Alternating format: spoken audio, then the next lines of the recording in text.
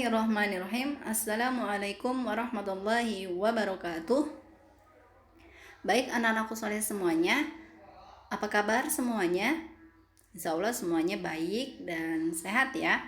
Dan ingat, tetap jaga kesehatan dimanapun kalian berada ya soleh.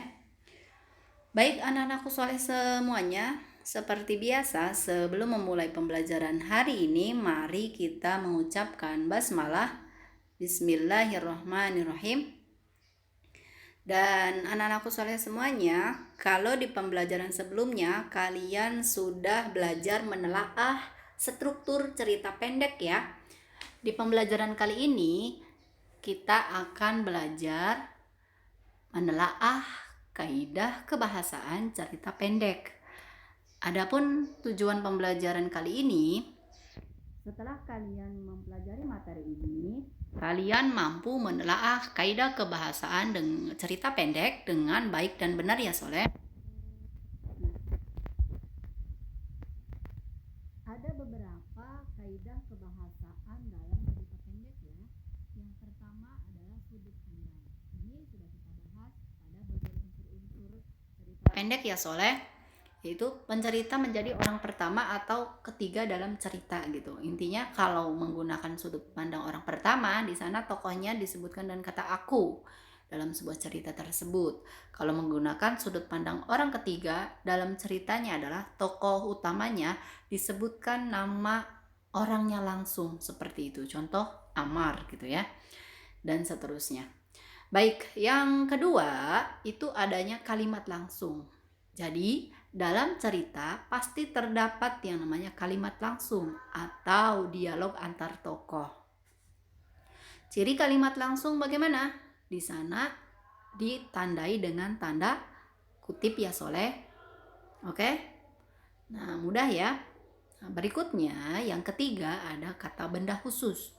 Artinya si penulis itu dalam pemilihan katanya gitu ya, dalam pemilihan kata yang bermakna khusus. Misalnya, penulis itu lebih memilih kata beringin daripada kata pohon gitu ya. Kalau pohon kan umum, kalau beringin itu kata khususnya. Nanti kan ada pohon beringin, ada pohon mangga dan dan seterusnya. Berarti ini kan ada kata khusus, kata umum gitu ya.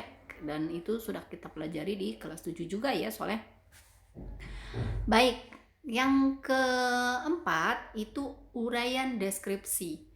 Ya jelas, dalam cerita pendek gitu ya, pasti dideskripsikan gitu, pasti adanya pendeskripsian gitu ya, untuk menggambarkan apakah itu pengalaman, latar, dan karakter gitu. Dari awal sampai akhir cerita itu pasti menggunakan deskripsi gitu ya. Bisa dipahami ya soleh? Contoh, misalnya dalam cerita pendek di awal misalnya pengenalan karakter tokohnya itu digambarkan, dideskripsikan seperti apa dia begitu.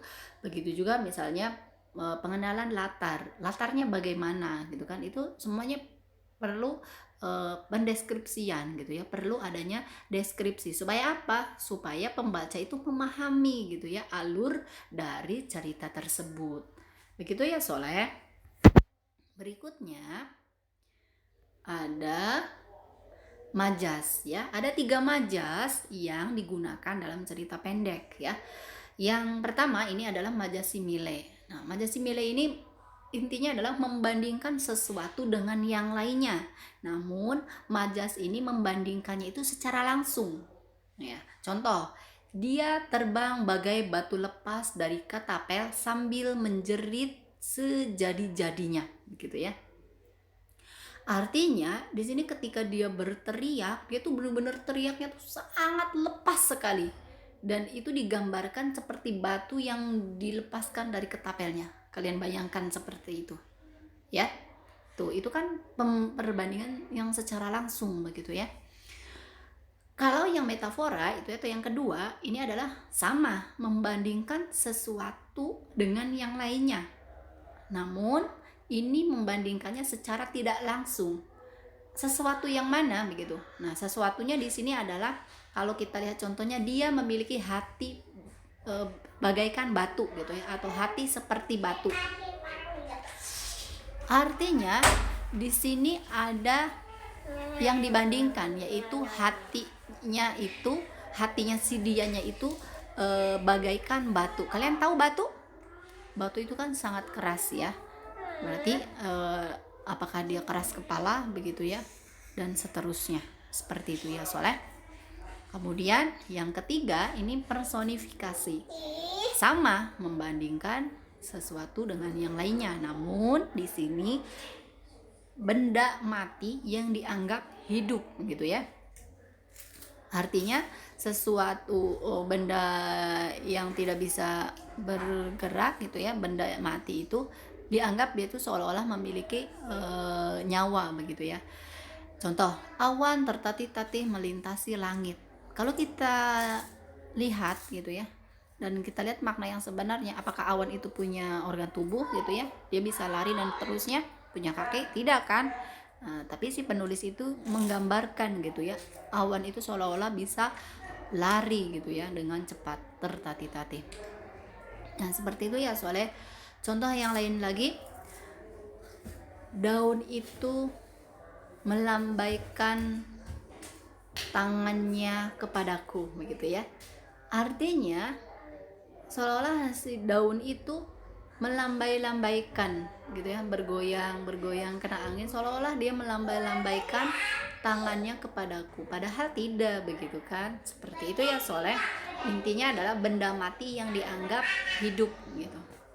Baik, itu saja untuk kaidah kebahasaannya, gampang sekali ya Soleh.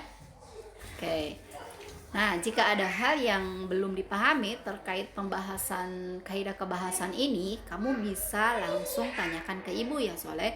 Bisa wapri, bisa tanyakan di grup, atau nanti kita diskusikan di ruang Zoom ya Soleh. Nah, seperti biasa, kalau sudah ada pembahasan, ibu ingin melihat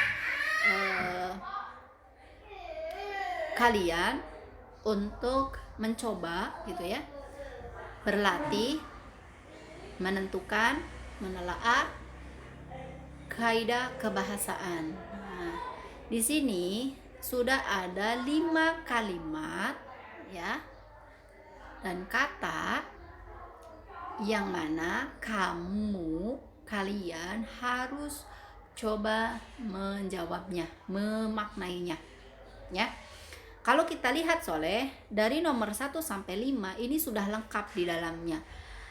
Adanya penggunaan sudut pandang, adanya dialog, kemudian adanya pendeskripsian, dan adanya majas. Namun dalam hal ini ibu hanya fokus pada majasnya saja. Gampang ya, hanya satu majas saja.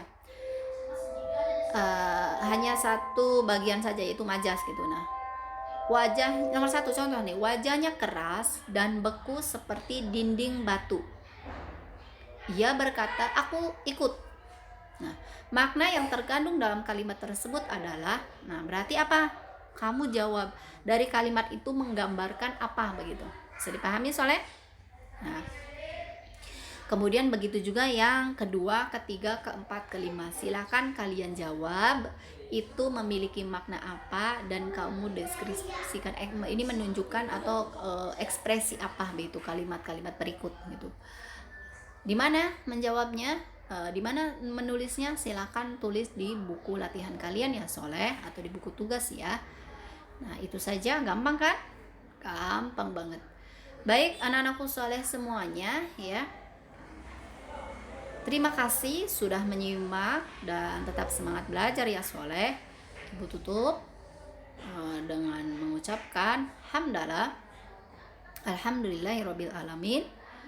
Terima kasih. Assalamualaikum warahmatullahi wabarakatuh.